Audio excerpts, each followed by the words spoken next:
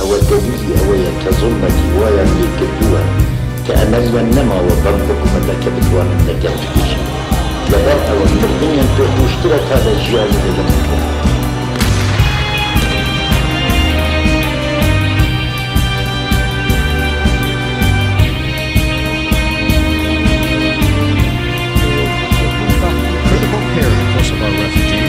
Refugees who fled the ethnic cleansing.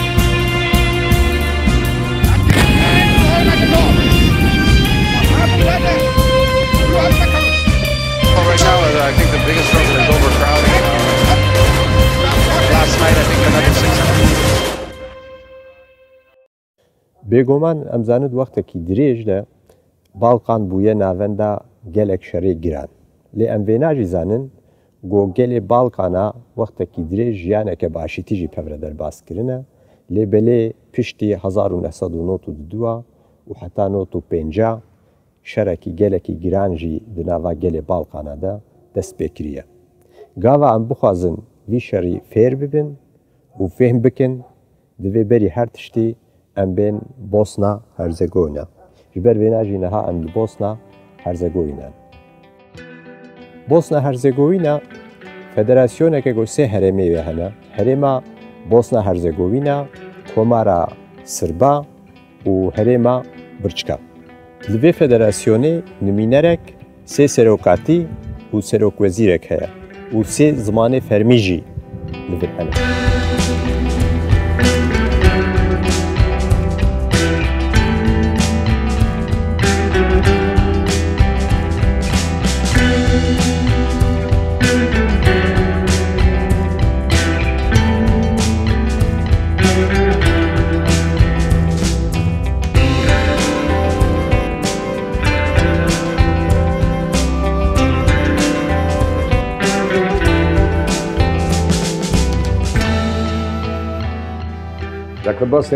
ئێرە وڵاتی جەنگ و سنوورە کۆتانە هاتووەکانە. ئێرە وڵاتی هاوڕێ لێکدابڕاوەکان و ناسنامە ناتەواوەکانە. چیرۆشی دووبارە بنیادنانەوەی ژیانە، ئەو ژیانەی کە بەردەوام پشتگوێ ئەخرێت. کۆنستانتینی حوتەم ناوی هۆریۆن بۆسۆنایی لە ناوچەکەناوە کە ئەمەش بەواتای ناوچەی مرۆڤە باشەکان دێ.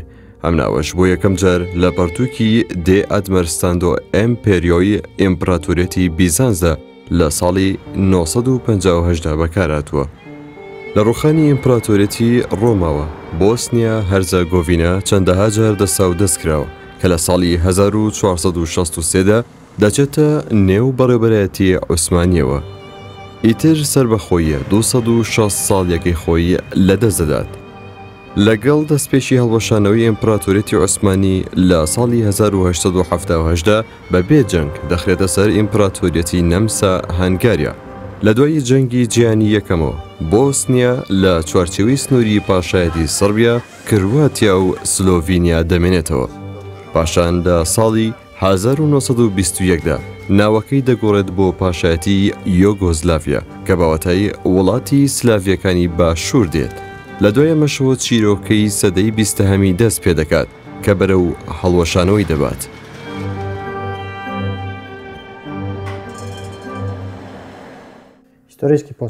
هەمەجۆری باری سیاسی، کلتور، ئایدۆلۆژیا و ئاین لەم خاکەدا کە کەوتۆتە چەقی نیوە دوورگەکەی باڵکانەوە پەیوەندی بە مێژوەکەیەوەیە و لەمەوە سەرچاوی گرتووە. ئەو گۆڕانکاریانەی لە ساڵی 1970 دروست بوون یاخود دوای جەنگی یەکەمی جیهانی و ئاڵۆزی نێوان پاشایەتی و ئیمپراتۆرەکان تەنگەژەیەکی تازەی هێنایەکایە و زەمینەی بۆ جەنگ خۆش کرد.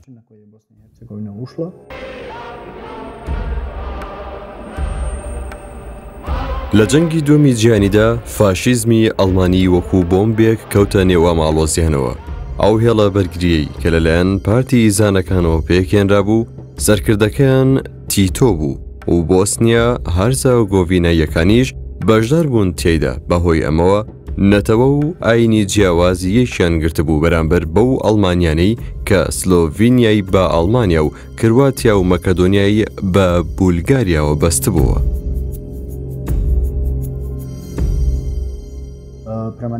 کۆماری فیدراڵی سۆسیالیستی یۆگۆسلافیا پێکێنرا بوو لە چەند کۆمار و خەڵکانێک کە خاوەندە دەسەڵاتی یەکسان بوون. و هەر ئەمەش بوو کە تەرازوی سیاسی ڕاگرتە بوو.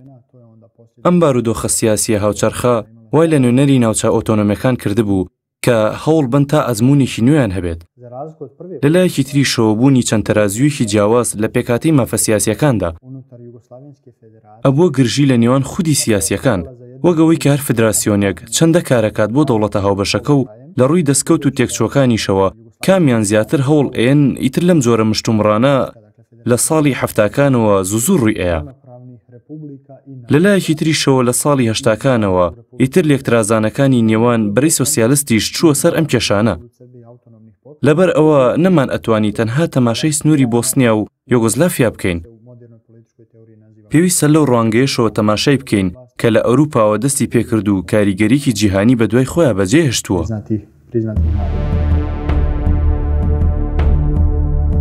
لە قۆناغی دوای ئەوەی کە لەشکرەکانی نازی ئەڵمانی هاتنە نێوخاکی یۆگۆزلافیاوە، فەرمانڕەوایەک بە ناوی جۆزیپ برۆز سربیەکان و کرواتیەکان و بۆسنیەکان و سلۆڤینیەکان و مەکەدۆنیەکانی لەژێر دروشمی یەکبوون و برایەتی و سەربەخۆیدا کۆ کردبووە.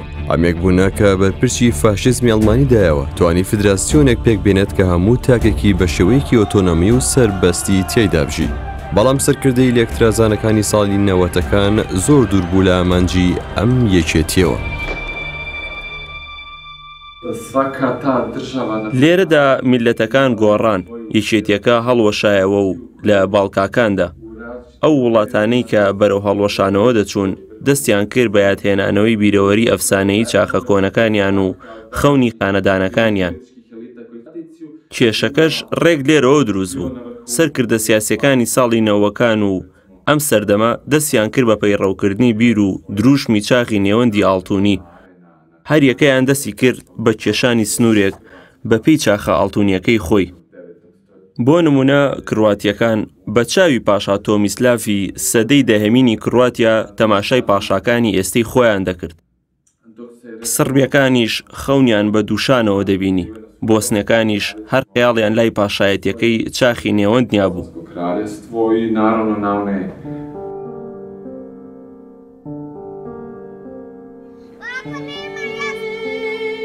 ئەم دۆخەی کە هەمووانی ڕاکێشا بوو بەلای ئەفسانەیەکدا ئاماژەی بە دوا ڕۆژێک دەکرد کە بەرهەمی ڕۆژانی پڕجەنگ بن بە شێوەیەک کە جیاوازی شوێنی هەمەڕەنگی بگرێتەوە و دروشم و هوتافی شەڕ هەموو دەنگەکانی تری کپ کردبووە. لەگەڵ هەندانی ئەو هێزانی جیهان کە دەیانویست بەرەی سۆسیالیست لێک بترازێنن، ئیتر لە پڕێکە خاکی یۆگۆزلافیا بووە مەیدانێک بۆ بازرگانەکانی چەک لە سەرهەنسەری جیهاندا.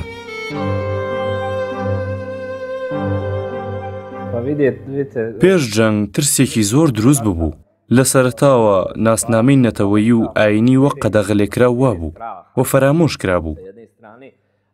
لە دواییدا دیاردەی کەوانی هاتە پێش کە کەوان ڕادێکێشین و بەری دەدەین، زۆر درێژتر لە خۆی دەگەڕێتەوە دواوە تاوەکو دەژوەستێتەوە بۆ ماوەیەکی درێژ دەلێرێتەوە. بەڵام کە پەسەند نەبوونی جیاوازی نەتەوە و ئاین لە پێش جەنگی یەکەم و دووەمی جیهانیدا و بگرە جەنگەکانی پێشتریش دەهاتەوە پێشچاو، ئەوە ترسەکان دووبارە دەگەڕانەوە، واتە هەموو تاکێک دووبارە لە یەکتر دەترسایەوە، ترسی ئەوەی کە سیناریۆی جەنگەکانی پێشتر دووبارە ببنەوە. ئەمەش بووبووە دڵەڕاوچەیەک پێش جەنگەکە. لە سەردەمی ترسانەکەدا هەموو کەس دەستی کرد بە خەم خواردن بۆ خۆی و خێزانەکەی و بەپێی ئەو بارودۆخە خۆیان ئامادە دەکرد کە چاوەڕوانیان ئەکرد ڕووبات. بازرگانانی چەک بە تامەزرۆییەوە ئارەزووی فرۆشتنی چەکەکانیان ئەکرد. ئەمە ژوای کرد کە هەمووان بەرامبەر یەک چەک هەڵبگرن. کەچێکیش هاتە پاڵترسەکان، ئەوە بۆ خۆی ڕێخۆشکەر بوو بۆ پێکدادان. نەبوونی متمانە لە نێوان تاکەکانیش ڕێخۆشکەری جەنگ بوو. واتە تەنها سەرەدەرزیەک بەس بوو.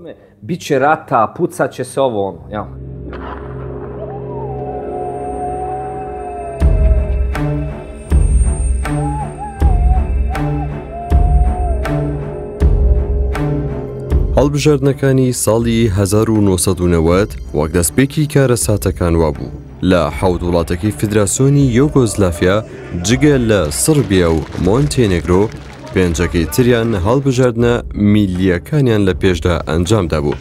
سربیا و مۆنتێنێگرۆ خۆیان تەرخان کردبوو بۆ ڕێگری لە هەڵگۆشانەوەی فێدراسیۆنەکە. هەستانی سربیەکانی کرواتیا و ناڕەزایی ئەلبانیەکانی کۆسۆڤا بەرامبەر بە پاشکۆکردنی خاکی سربیا پشێویەکانی وڵاتی گەورەتر کردبوو.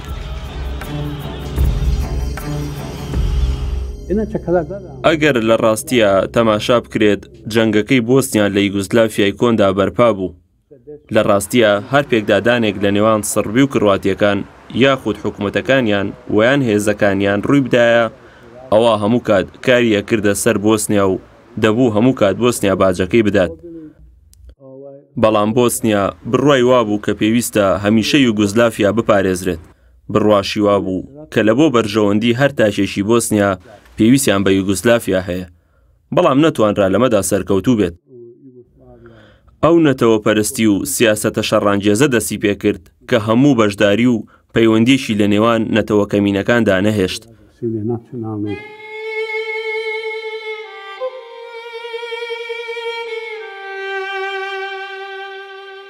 بیێلینیا باژارێ مەزنی دوێمینێ کۆمارە سربایە و شەر دە 1990 پێشی لەڤر دەست پێ دکێ. لێ بڕاستی ئیرۆ ئەم تر نیشانە ji şer jî nabînin û jiyan dewam dike.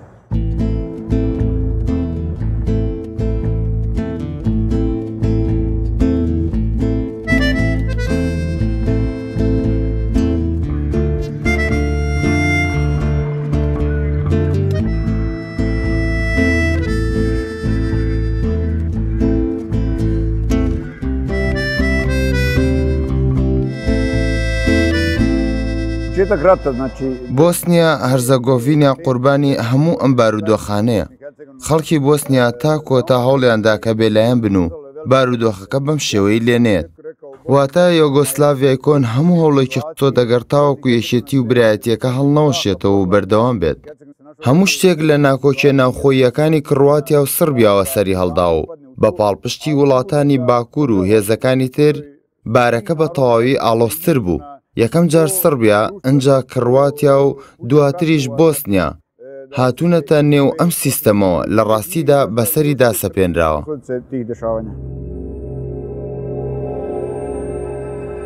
جاری یەکەم سلۆڤینیا و کرواتیا سربەخۆیی خۆیان ڕاگەاند. لە دوای ئەوانیشەوە مەکەدۆنیا و دواتریش بۆسنیا سربەخۆیی خۆی ڕاگەاند.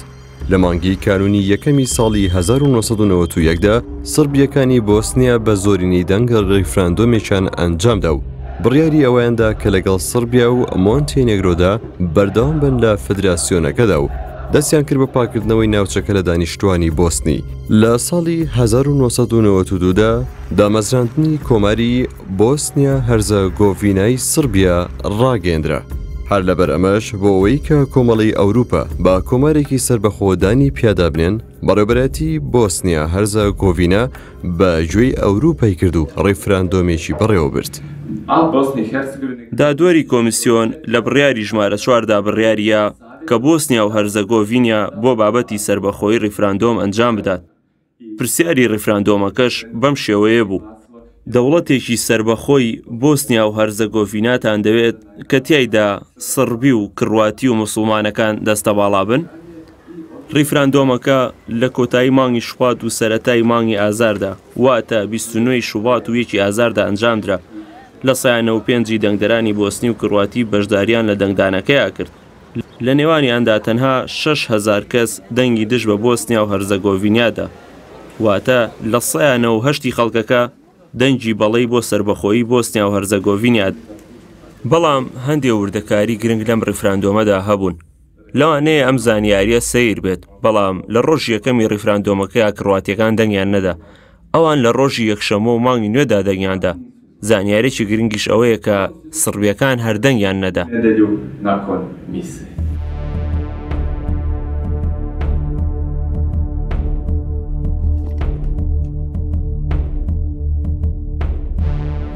شەوێک دوای ڕیفراندۆمەکە لە سەرایڤۆ هەندێک کەس گۆرەویان کردبوو بە سەریاندا و پەلاماری دانیشتوانی شارەکەیاندا و چەندەها بەربەست دروست کرابوو. دوایەوەش ڕووداوەکانی مانگی نیسان و بێ لینیا و هاتنە ناوەی دەستەی ئەرکان و ناڕەزاییەکانی مانگی نیسان دەستی پێکرد. ئەم ناڕەزاییانەش کە بەرامبەر هەڵگیرسانی ئەو جەنگەکرا گڕی هەڵگیرسان لە نێوەندی کەراتزیج و چەندەها کوژراوی لێکەوتەوە و سارایڤۆ بۆمباران کرا.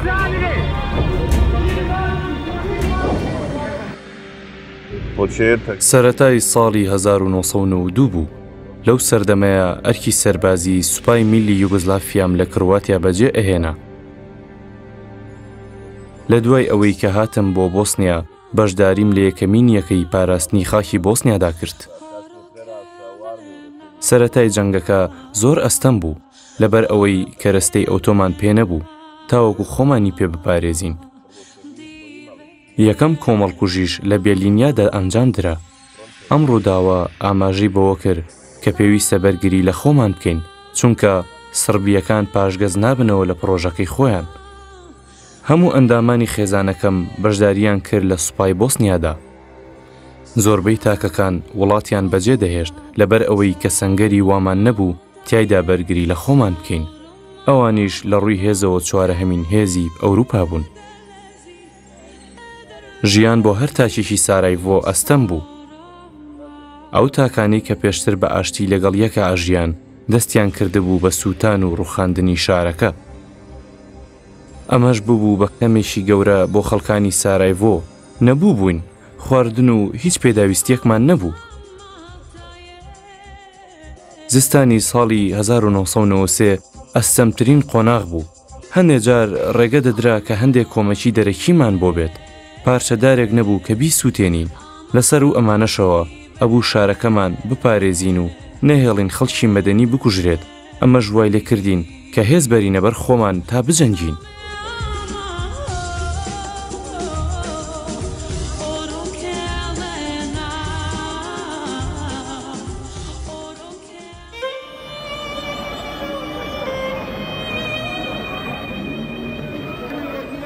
واسێ میسکین، مارکێلا، سرێ برێنیتزا ئەو ناوانن کە کارەساتە گەورەکانی نێوان ساڵانی 1992 بۆ 1995 دەهێننەوە یادی خەڵک. لە بەرواری 27 مایسی ساڵی 1992دا لە کۆڵانی واسێ میسکین بۆمبێک هەڵدەدرێتە ناو ئەو خەڵکەی کە لە بەردەم فڕنێکدا وەستا بوون و حەڤە کەسی تیادا دەکوژرێت. ئەم کۆمەڵکوژێتە ئەمڕۆژ برینیەکە لە نێوان بۆستنی و سربیەکاندا بەردەوام دەکرێتەوە. وامان لێ هاتبوو هەر نەمان ئەتوانی بڕۆینە دەرەوە. لە کاتی ئاگربەستە درۆینەکەیاندا ئەمانتوانی تۆزێک بڕۆینە نێو بازار. لە کاتی ئاگربەستەکانیشە هەر بۆمبارانیان ئەکرد و خەڵکی مەدەنیانە کوشت.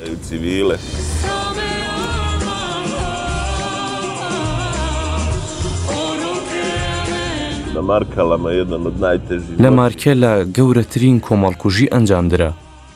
لەوێدا خەڵکی مەدەنیان زۆر کوشت و ئەو شوێنە برینێکی کولاوەیە بۆ هەر تاکێکی سارایڤۆیی.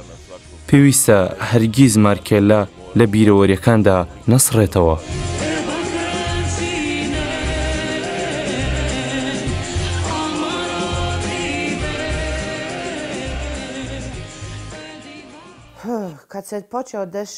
کاتێ ئەم جەنگە نەخوازراوە دەستی پێکرد بوو، یوگزلاڤیا بەش بوو. من لە تەمەنی 20 ساڵیدا بووم. بێگومان سەسوورمان بوو. نەم ئەزانی شتەکان بۆوا بوون. پێش هەموو شتێ دەست کرا بە دانانی بربەستێک. شارەکان لە یۆنان جیا کرانەوە. ئاوا 10 کیلۆمەتر لە یەکترەوە دوور بوون. هەندێک کەس بربەستەکانیان لە ماڵەکانی خۆیانە دەبینی. لەپڕ هەستمان بە ڕەشبینیە کرد بەرامبەر بە سربیا. خەڵکەکان لە خەیاڵی ئەوەدا نەبوون کە ئەو شتانە ڕوو بدەن. ئیتر دەست کرا بە بۆمبارانکردنی خەڵک و ئاوارە بوون.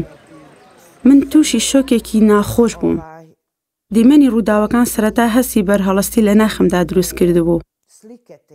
لەبەر ئەوە ئەم جەنگە مەترسی بوو بۆ خێزان و ماڵ و شارەکەم. بۆ ئافرەتێک ئەستەمترین شت چییە؟ ئەوەیە کە دەرزێژی بکەنە سەر. بەڵام ئەو پیاوەی ئافرەت بە شێوەیەکی سوک کات ئەوە خۆی زۆر کەم دەسەڵاتە. بەڵام چی بکەین ئیتر ئەمە ژیانە و هەموو شتێکی تایە. شار، دەستدرێژی، 7 مانگ زیندانی. Šta je najteže ženi jednoj je kad bude silovana.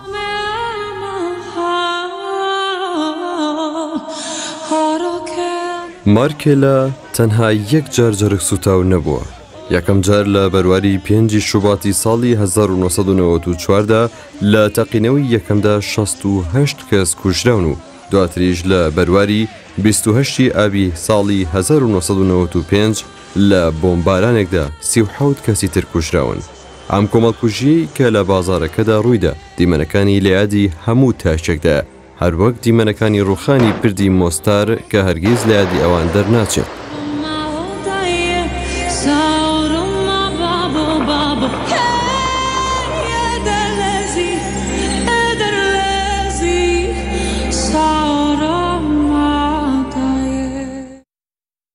مەخۆستی ئیرۆ سلااوێکێش مۆستارەیان بدنوە وەلناوە کۆلانێ مۆستارێ بگەڕێنن. فرا مۆستار di sala 1566 de hatiye avakirin û di şerên not û 2 de jî hatiye bombebaran kirin. Piştî salên 2000 ji nû re hatiye avakirin.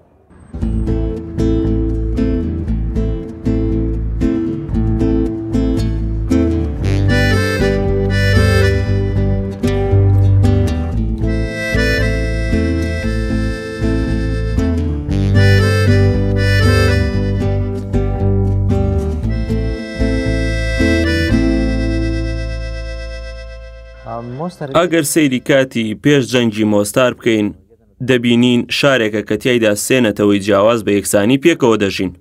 لە کاتی جەنگدا ئێمەی بۆسنی لەلایەن سڕبی و کڕواتیەکانەوە پەلامار درین. بەڵام بۆسنیەکانی مۆستار لەسەر ئەو هەموو جەنگ و ترسەشەوە توانیویانە کە سەدان ساڵە لەسەر خاچی خۆیان بمێننەوە.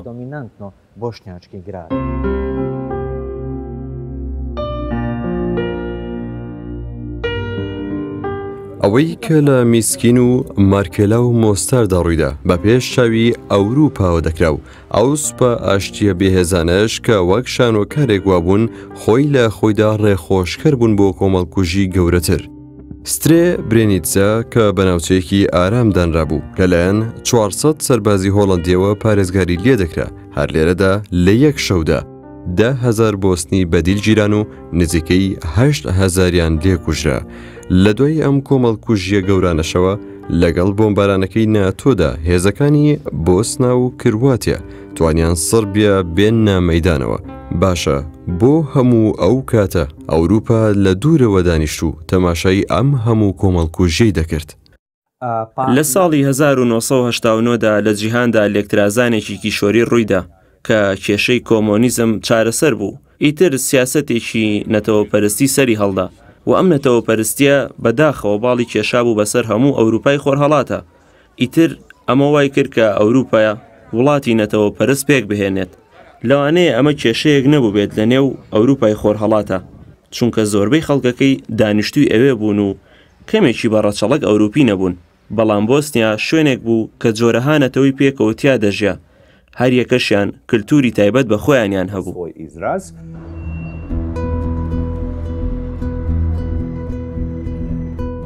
لە ئەوروپای خۆرهەڵات و باڵکانەکاندا ئەو وڵاتانەی کە لەبەری سۆسیالستدا بوون بەهۆی جەنگەکەوە لاواز و بچووک بووبوونەوە.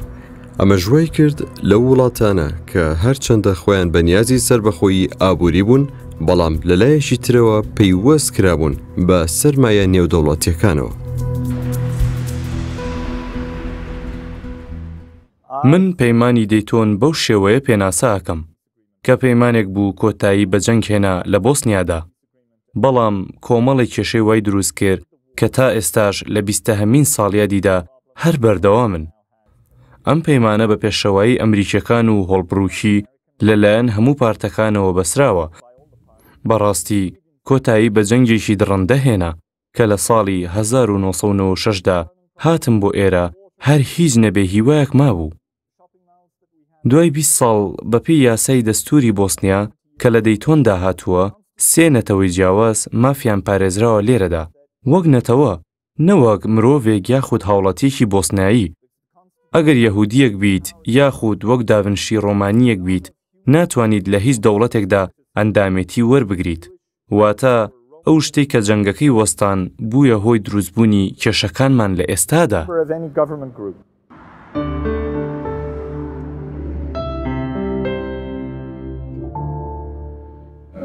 بە پەیمانی دەیتۆن دەبین بەچی؟ بە دەیتۆن بۆسنیا دەبێت بە هەموو شتێک بێجگە لەبوون بە دەوڵەتێکی سربەخۆ. هەمومان بە شێوەیەک بارودۆخەکە ڕایی دەکەین. بۆسنیا وڵاتێکی بێسیستەمە، سیستەمەکەی بریتیە لە بێسیستەمی.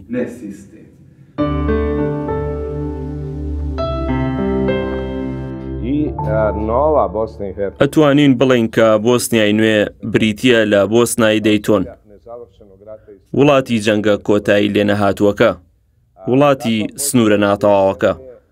ئەم سیمایی ناسراوە بە جیهان و بە دڵنیاییەوە چارەنووسی ئەو وڵاتانە ژوا دەبێت کە گەیشتون بە بەهاری عەرەبی، لەوانەیە ئەو وڵاتانەش هەر وەکو ئەمیان لێبێت. سربەخۆیی لە شوباتی ساڵی 1992دا ڕاگەندرا یەکسەر دوای ئەوە لە بەرواری 7 نیسانی ساڵی 1992دا لەلایەن ویلایەتە یەکگرتووەکانی ئەمریکا و وڵاتانی تری خۆراوەوە دانی پیادانرا و بۆسنیا هەرزەگۆڤینا لە بەرواری 22 مایسی 1992دا چووە سەرنەتەوە یەکگرتووەکان. لەم وڵاتەدا کە جەنگی تێدا کۆتا نەهاتووە و سنوورەکانی دیار نین، ڕێکخراوەکانی فێرکردن و سیاست خۆیان مێژوویەکی نوێیان داڕشتووە. بۆسنیاییەکانیش هەر بەم شێوەیە پێکهێنراون، کراون بە عوسمانی. Bošnjački identitet danas presudno oblikuju narativi. Gava mirov navê Bosna dibihîze şertê bîra mirov. Lê îro Bosna êdî dewleteke serbixwe. Lê mixabin em hê nikarin bêjin şer bi timametê qediya ye. Lê bi xweşî û nexweşiyê xwe ve jiyana rojane jî dewam dike.